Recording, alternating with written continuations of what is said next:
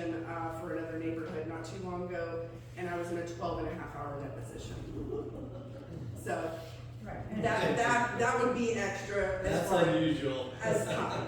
So, yes ma'am. Do you do your own collection in-house?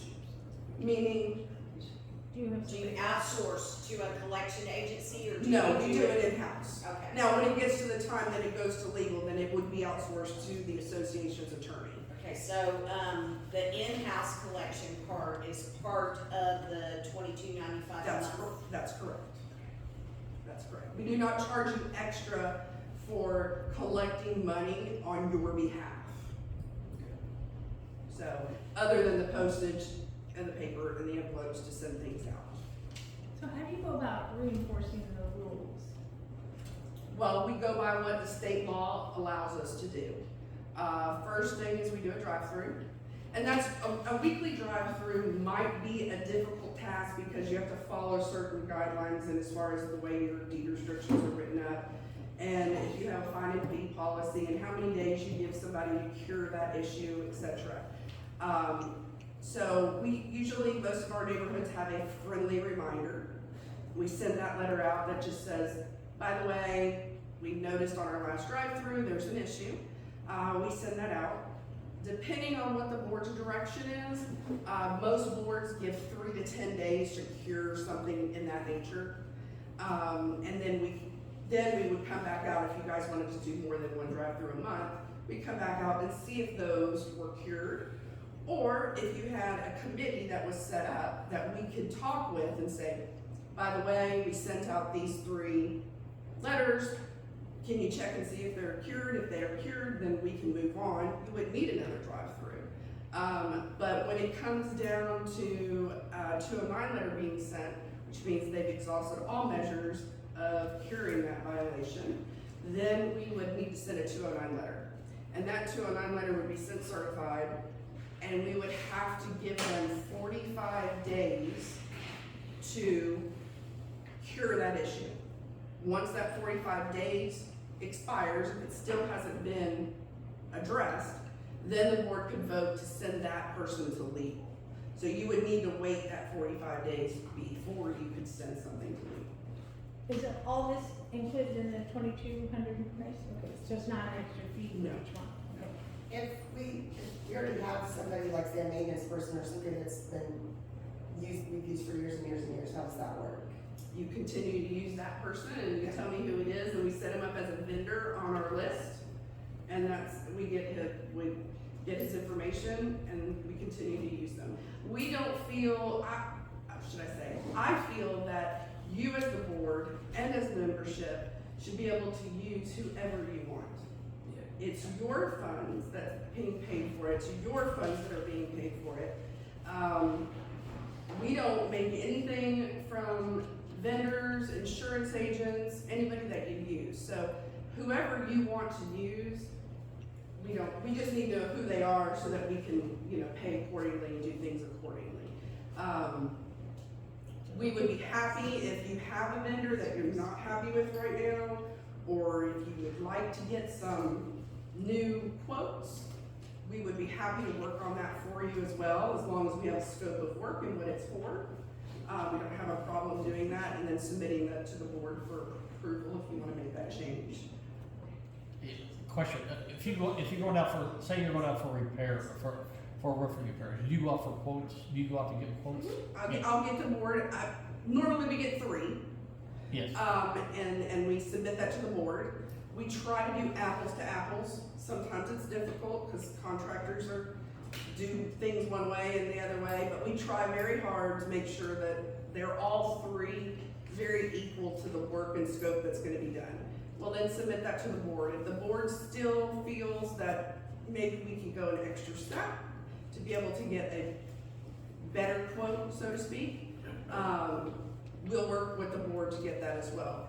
We always recommend that your contractors have insurance, and that they have a W-9 filled out. So whether it be their DBA doing business under themselves, or if they have an EIN number, we try to make sure that, but insurance is very, very important for your contractors to have. Amen. the board, it takes the liability out for the board. Yeah. So, and puts it back on the contractor. Do you do the taxes? Do you send out the? I do send the taxes, I'm not a CPA, so yes, I do send the taxes to a CPA. We work with several. For a normal tax return, which is 1120 I or H, is roughly runs about $300 a year. Okay. And that's paid directly to the CPA. If you have a CPA that you would prefer me to use, I'd be happy to use whoever you prefer. Right now, we use, it used to be Bob Van Wasanova, which is in Conroe, off of Dallas Street. That's where we mostly use, but we have some larger CPAs. They are more expensive. So most boards would choose to use maybe a smaller CPA for cost efficiency. If we are gonna go and get a monthly financial report, one of the things I'm asking is, can we have a 3-column financial report where you're probably familiar with the middle column is showing the projected, what we proposed, the projected monthly We would just need a budget. and the budget, and then of course the left-hand side would be what is actual, and then the other side, the right-hand side showing you the deviances or the variances. That way you know you're ahead or behind or. Correct. And that gets, the reason I'm asking it, I know that gives a lot of people a lot more information because a lot of people forget what the budget, you know, the way, right now the way the corporation or the board is doing it, they give a budget. But if someone wanna know how much were we gonna spend On this year? electricity for the year. If you get a financial report, it shows it, it's right there, it's telling you this is what the So budget is. it'll have your income, it'll have your budget amount, Yes, it'll have your variance amount. Yes. Whether you're, that's what I'm used to as being an accountant. I'm used to- and that will, it will fluctuate because say you don't have something, you say you budgeted something that isn't a monthly use, then your variance is gonna fluctuate because the financials are gonna be based on 12 months. Sure. So that itself will be a little bit different. But, you'll be able to see what you spent on electricity from January to August and what you budgeted. So did your electricity go over your budgeted amount so that next year when you budget, you can kind of, you know, take care of Well, that issue? It gives the board and everybody else a thing to go back and say, what changed, what happened, and you're right, if they raise the rates or there's some ungodly, earth-shattering event that occurred, at least you know that this is due to This is why. due to something tore the roof off, you know, it wasn't a roof repair. Insurance increased by 65% and we have to, you know, you'll be able to see that. You just mentioned some, insurance, do you guys have companies you deal with as far as insurance? Yes, we do. We have broker firms, actually, which is to me better than an agent. Because a broker firm can shop your insurance through many different avenues versus if you use, Independent agent. Oh, yeah, I mean, yeah, versus if you use, you know, John Smith from State Farm, he can only. Exclusive. Yeah, he can only go through State Farm, whereas if we have a broker, he can go through 20 or 30 different insurance.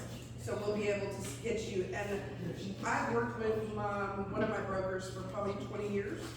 And I finally have talked him into doing a spreadsheet every year.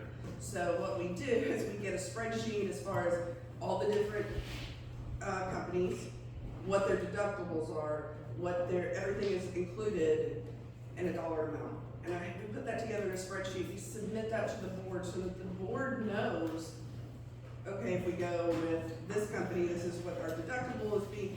If we wanna move our deductible up a little bit because we haven't had any claims in 10 years and we wanna save some money, we might be able to go with, you know, B and be able to manipulate it that way. Is that something that the homeowners can use for individual homeowners insurance? For Or is their that just- interior contents. Yeah, because we That's have to have improvements. the homeowners have to have homeowners Correct. insurance. Because the insurance only covers the outside. So is that insurance that you're talking about? As far as the broker, Does the broker help on that Does he stuff? help I out? can definitely give you his information. Yes, I can't speak on his behalf, But I would be happy to forward that out to the membership if you guys would like to. Yes, I'm visit with it. interested in that.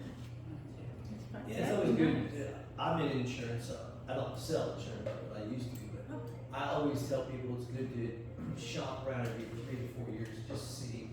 Because everybody gives you a good rate the first year, I do and they every slowly year. creep up, but everybody's rates go up. You know, like my automobile and umbrella went up like 28% a couple years ago, and I never had to claim on those two policies, but that's. But just there the was, way it is. I guess there was a lot of claims There is. everywhere else. Automobile is big time, so right now, the big time is Since automobile. 2020, I've switched every year. Yes, and. We shop the insurance for the board every year. Every single If we, year. I don't know if we need every year, but you can do it. Yeah, do that It in a goes couple up years. every year. Yeah, it's automatic, it's It can. automatically done every year. So Damn. depending on when you renew, about 60 days, 30 days out, they'll start shopping it. Okay. They'll start seeing what they can get you. They can get you some better coverage, cheaper rate, they get you a cheaper rate, depending on your budget, if something was to happen. Our job is to make sure that the board has all the information they need. Even if we don't feel that it might be in your best interest, that's for you as the board to decide. That's not for me to decide for you. I can help you, I can guide you, but I don't make that decision for you. You guys make that decision. But we give you all the information you need to be able to make that decision. So, same thing with your vendors. I don't wanna push a certain vendor on you. If you have a vendor, then you make that decision. I give you the information, you make that decision. And that's pretty much how I've always run it, is that you guys are the responsible parties. I work at the direction of you as the board. And so I will give you my information, I will tell you, oh, that might not be a good idea, or that's legally not correct to do. But if you choose to do it, then you as the board are taking on that. And so we're just giving you the information.